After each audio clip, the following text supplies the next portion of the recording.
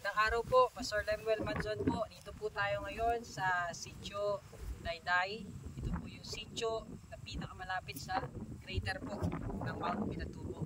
Yan na po ang crater ng Mount Pinatubo. Ito po tayo sa center ng kabundukan po, mountain ranges ng Tarlac at Zambales. Kung makikita po natin, ito po yung mga, ito po yung tinatawag nilang Toblerone Hills. Ito po yung dinaanan ng lahar ng Mount Pinatubo. Mamaya papakita ko po sa inyo doon sa Botolan. Ito pong side na to, ito po yung Tarlac. Ito po yung kapatagan po ng Tarlac. At dito po sa natatakpan ng kabundukan ay side po ito ng Pampanga. At ito naman po, ito pong kabundukan po na ito, kung nakikita po natin sa aking kaliwa, yan po yung crater ng Mount Pinatubo. Yan po mismong itong bundok na yan ay ang crater po ng Mount Pinatubo. At pupuntahan po natin naman yung kabilang side. Ito naman po yung side po ng Zambales. Nayan, Palis, Binyag, Burgos. Papakita po namin sa inyo.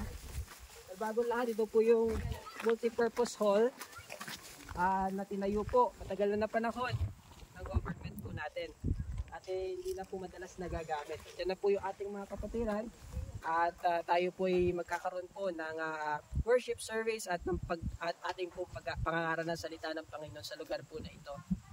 At mapapansin po ninyo,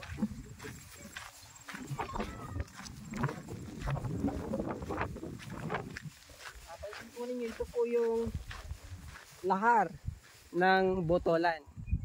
Yan pong side po na yan. Yan po yung Zambales area. At dito po tayo mismo sa center ng kabundukan po ng Mount Pinatubo. Dito po sa lugar po na ito, bihira na po nakakarating.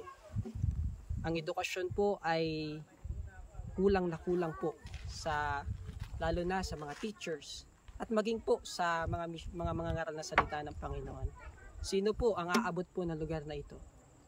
Paano po maaabot ang lugar na ito?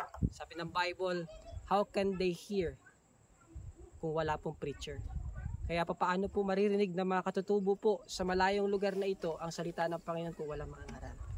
Kaya sama-sama po tayo na manalangin at makibahagi upang isulong ang ebanghelyo ng Panginoon hanggang sa pinakamalayong parte po ng kabundukan. Pray niyo po kami mga kapatid.